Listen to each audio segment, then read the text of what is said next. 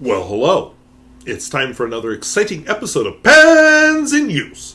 This is the show where I talk about the fountain pens and inks I've been using throughout the week. So let's dive into it.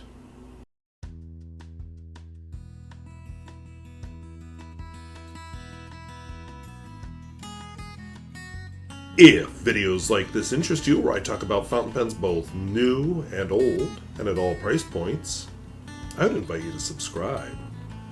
And I had a question this week, so I'm going to put it to you. What do you think is a good length for a Pens in Use video? So let's dive into it. These are the pens I've been using this week. From left to right, we have the Rotring Core, Lamy 2000, a Sheaffer Legacy.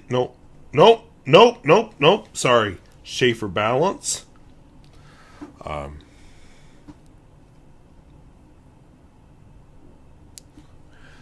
Sheaffer Imperial Deluxe 2, Sheaffer Imperial 330, 2 Pilot Custom 823s, a Sheaffer Snorkel Clipper, and a Nahvilur Nautilus, which is slightly turned. As always, you can depend on my cognitive surplus theory notebook. Alright, so the first pen up is this Rotring Core. Kind of looks like a pen from the future, or from Star Wars. I've definitely played with the Star Wars theme with this pen. The nib is an extra large. Not my name, that's their name. And all kinds of fun features. So Rotring Core, extra large. And the ink I'm using in this one is Akkerman, Groenmarkt Smaragd,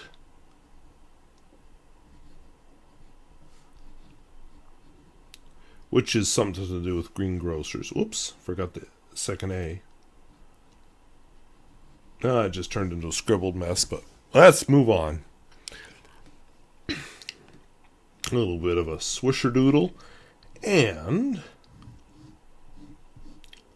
our final test. Flows beautifully. Flows beautifully. Not amazingly, I guess. And we're going to draw a lightsaber. Space wand. One of my viewers of the channel used to call this a space wand. And anyway, I love the pen. Usually when I show this on the channel, I do some special effects to make it look like a space wand, but a nice writer, despite how it looks. Let's just put that out there. So every day, I don't take the space wand to work. I take the more prosaic Lamy 2000. Boop!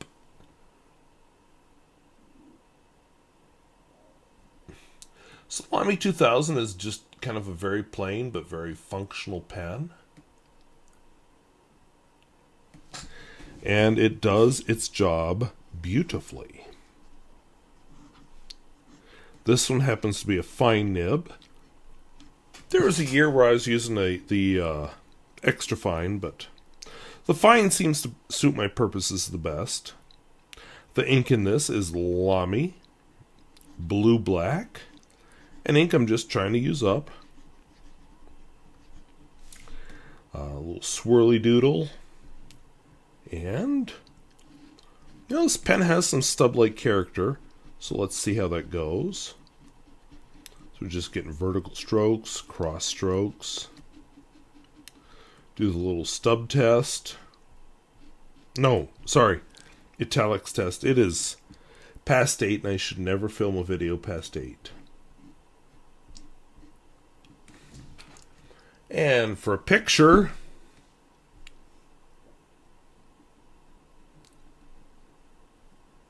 we got some hair. What's this? An arm. Hand. I guess it's a really long arm. Yes, we got a guy sleeping because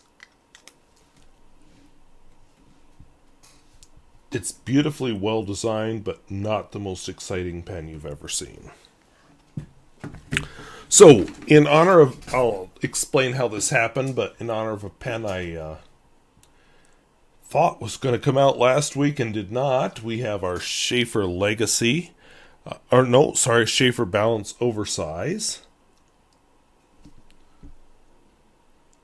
So it has some engraving on it. And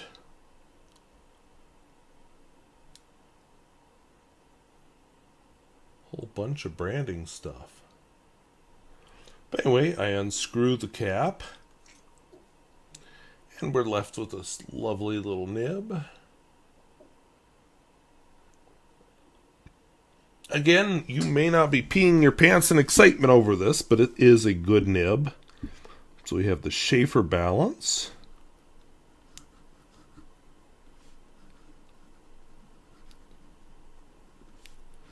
Oversize. The ink in this is Herbin, J. Herbin, Lidete.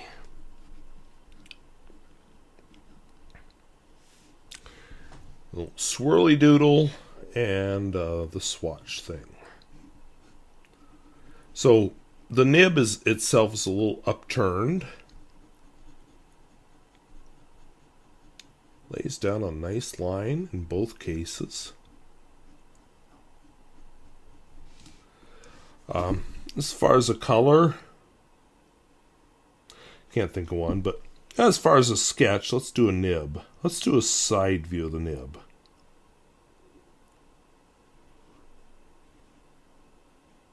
And we'll get a bit of a feed here. And then the beginnings of the barrel. There is a reason Pierre Gustafson is the artist and I am not. Moving on! We have the Sheaffer Imperial Deluxe 2 with its, we call that a military clip. I'm kind of tempted. With a Triumph nib! If autofocus will find it. There we go. What a weird looking nib. But what fun. So this is a Sheaffer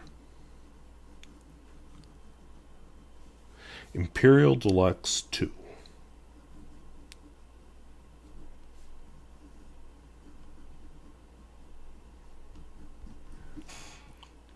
And the ink in it is Dea Trementis, which is missing an N. Violets.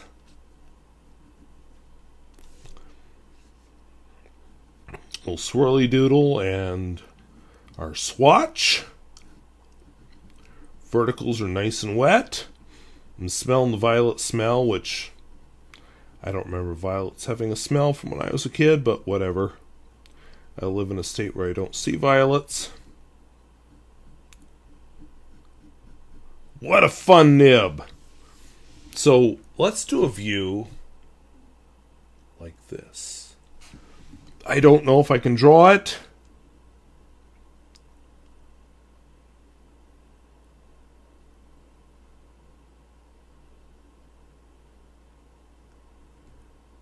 I am trying.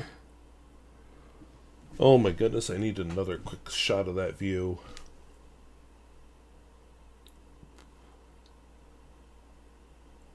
This is hard. Woo! You're looking at a pen reviewer who doesn't do pen art. There. We're trying to do an end view of the nib, so I'm not going to put it up again in case that really was awful art. And we get its simpler cousin, the Sheaffer Imperial 330 with the Imperial in parentheses. Well, hello. Oh, shoot. I'd like to welcome you to my review of the Sheaffer. And I just, on my Evernote page I had up so I knew which page was up, which pen was coming next, I accidentally clicked on the video review. But anyway, military clip. Boop! Not a Triumph nib. We have an inlaid nib. Sweet.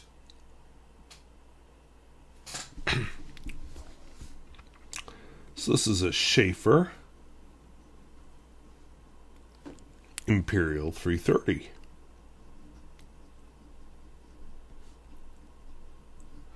The ink in it is Dea Trementis.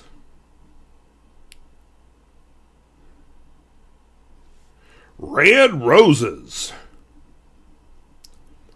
And I can't wait for y'all to tell me that, oh, you can't put Dea Trementis ink in a pen that has a latex sac. I've had that word on several of my videos. Just never with this brand, but I'm waiting for it.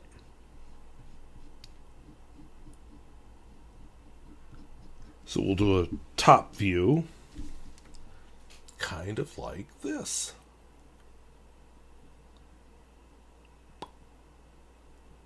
Sweet.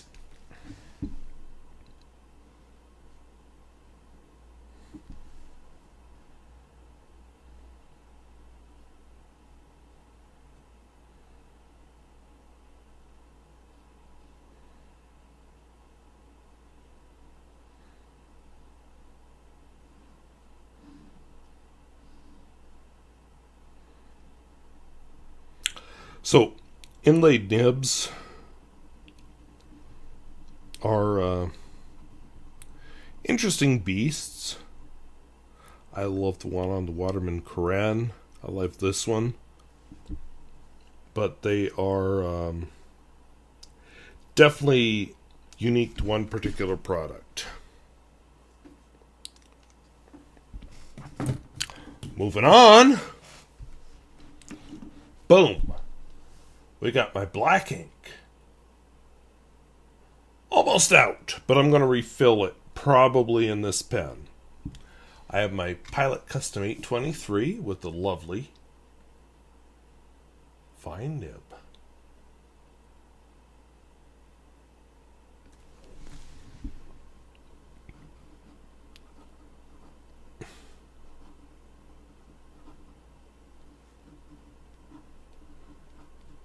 The ink in this is Parker Quink Black, which I've decided to make my black ink. Yes, I know. I said, oh, Lamy Black is the best, and objectively that's probably true, at least according to the tests I did. But somehow there's this little bit of sympathy with Parker, and I'm just like, I've got to do it. Got to do it. So here you go. Some Parker Quink Black. And the bottle is kind of a fun little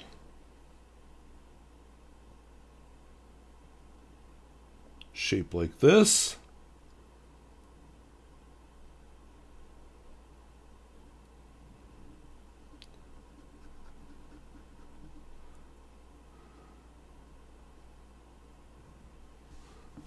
And that's all I got to say about it. Then we get to what? Another Parker Custom 823.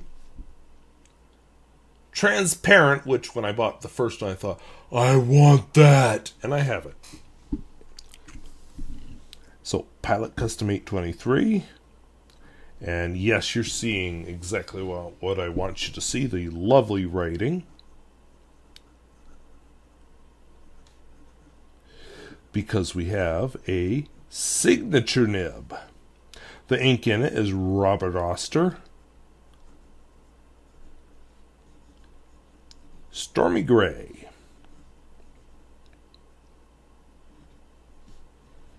And I think this color definitely earns that name. Let's just move this over a little bit. Swirly Doodle. And swatch. Boop. Very pretty color of gray. In fact, I bought some Iroshizuku gray. And once I discovered this still in my collection, I thought, oh, I shouldn't have done that. Shouldn't have done that. So, in honor of the Iroshizuku, we're going to have an old man. You got to give him a nose. Bushy eyebrows. Of course, he has to have eyes. The Old Man in the Mountain, or Old Man Winter, or something. It's something Iroshizuku Shogun. I forget its exact name, but man, I got a tough choice to make. And then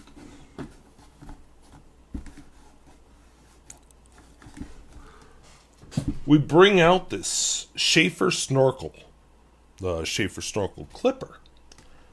Why is it called that? Because inside this Triumph nib, what? Yeah, we got a snorkel. Extends. So watch the original video to see that in action, but we got a Sheaffer Snorkel Clipper.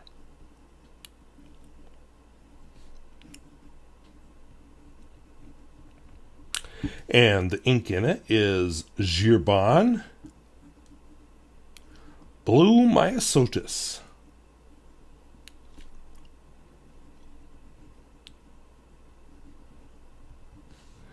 Swirly Doodle and swatch. It's definitely a fine nib. It's also a very good pen. I should probably use it more than I do. My big fear is the snorkel mechanism, but I'm told that's actually very robust, but you know, who knows? So we're just going to imagine the ocean, more waves on the ocean, and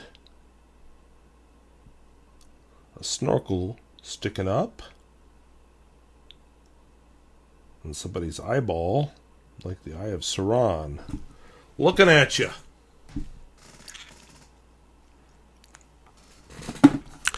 And if we stick with that nautical theme,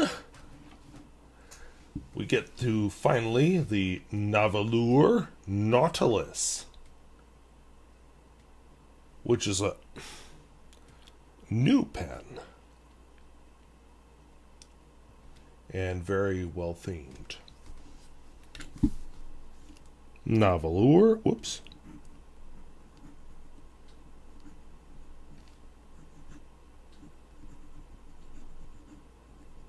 So this is a broad nib. The ink in it is the discontinued Sailor. Hello, Sailor! Jentle Apricot, which is a very nice bright orange. We'll put the swatch down. This pen is beautiful at laying out the ink.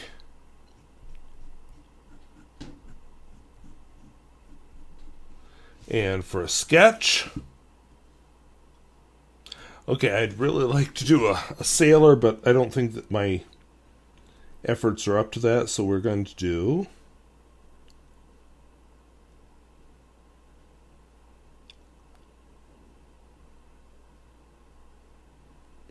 a little submarine. Not a yellow submarine. We're going to do an orange submarine, but so it goes. So there you go. Submarine. All right, so those are the pens and inks I've been using this week. First of all, the Sheaffer balance you saw there. I filmed a video about the Sheaffer balance that was supposed to come out on Tuesday night this week. Sorry, my glasses are dirty and I can't see you.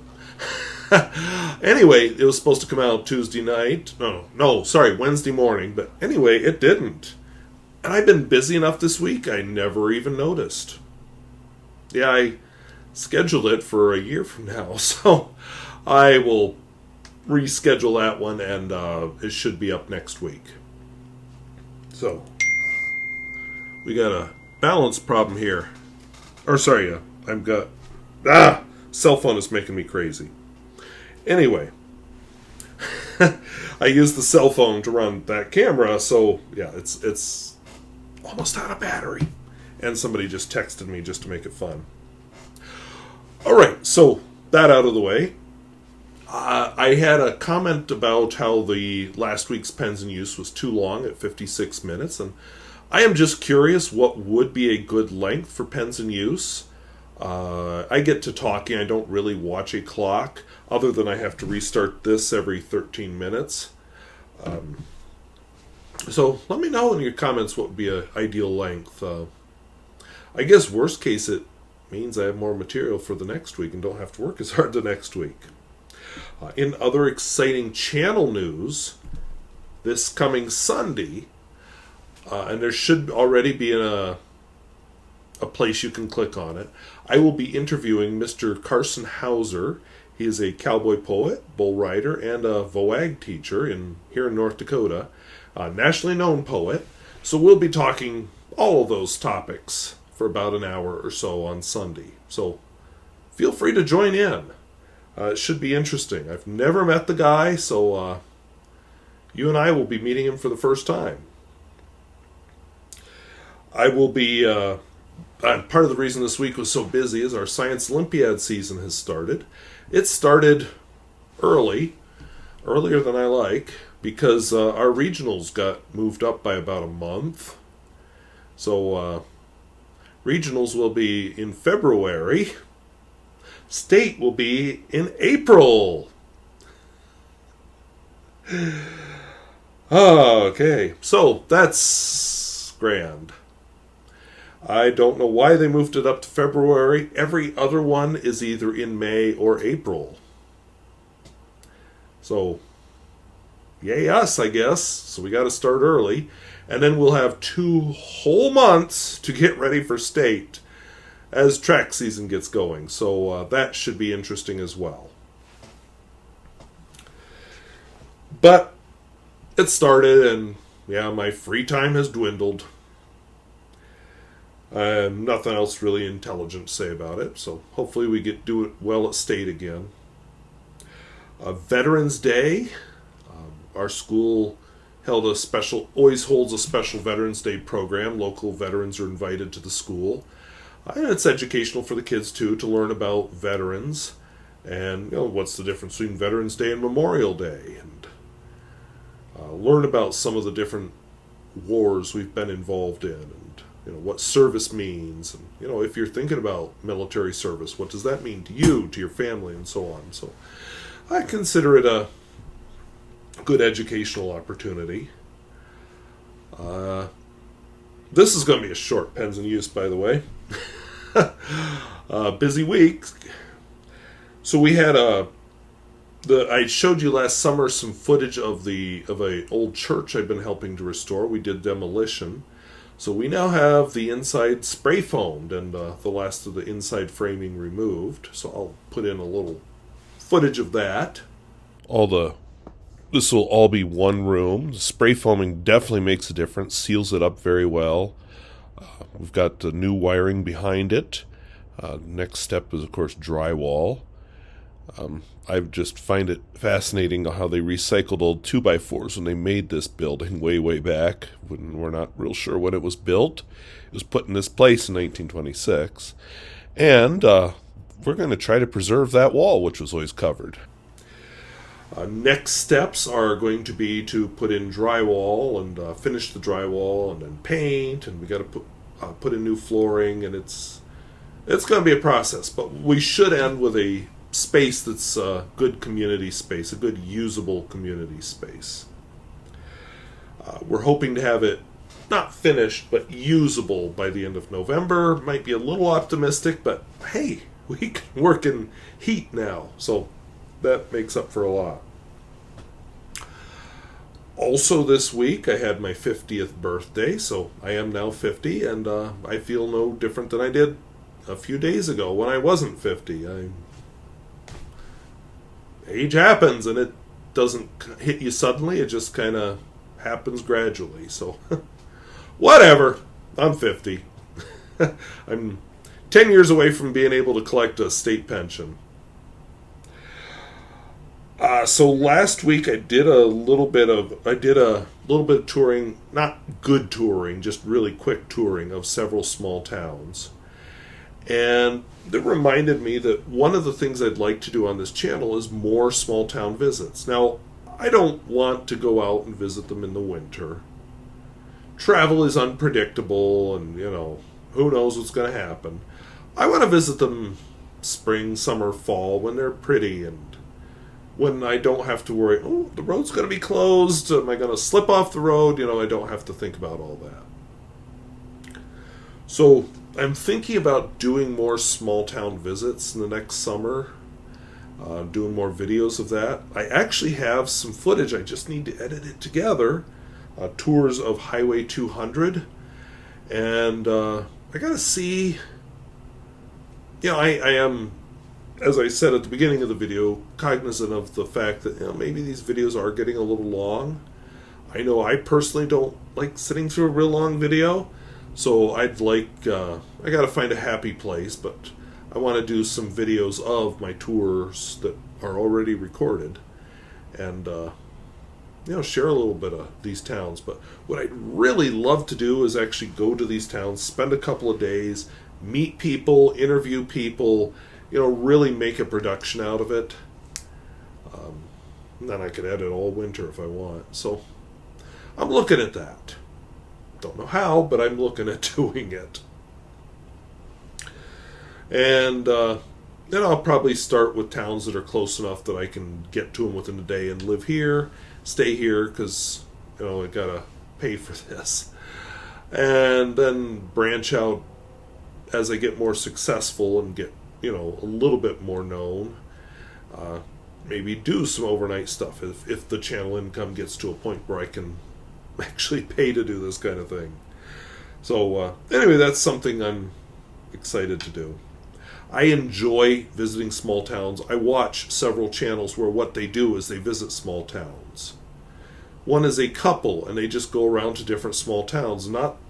They started doing capitals of each state, but then they're doing like off the road, or not off the road, but off the highway, off the interstate towns. They seem to really like the small dying towns a lot, areas with high poverty a lot. But I find it interesting just to see, because tourist America isn't that, but a lot of people in the United States, that is their world. So I've just found that interesting to follow, and I want to take a different tack. I really want to dive deep into these towns and really get to know them, and do more than just walk around with my cell phone going, "Woo, woo, woo! Look at this! Here's a cool building." Get the history, meet some people. I was in Robinson because that's one of the videos I have ready. I just need to put it together. There is a cool story about being the nation's center that has to do with Robinson, North Dakota. So those are, and I really wanted to meet the people involved. So those are the kind of stories I want to tell. So anyway, those are just some thoughts. Take it for whatever it's worth. Anyway, to wrap this up, because I said I'm short on topics. Busy week, I haven't had much time to think. So first thing, I will be interviewing Carson Hauser, cowboy poet, bull rider, and teacher. I will be on Sunday. Science Olympiad has started. Thank you to all the veterans for their service. That is a ongoing thing. The old church I've been helping out has got spray foam and some rewiring done. I've turned 50 and don't feel any different. And I want to start visiting small towns as a thing on this channel. So anyway, let me know what you think down in the comments. And again, this is a short pens in use, so that reminds me, I had comments that last week's was long. So what do you think is appropriate? Oops, excuse me. What do you think is an appropriate length for pens in use on this channel or any video? I would like to hear that down in the comments. And if I get enough comments with different ranges, I may even put up a survey on the channel. So anyway, would love some feedback on this. So thank you for watching. Talk to you later. Bye-bye.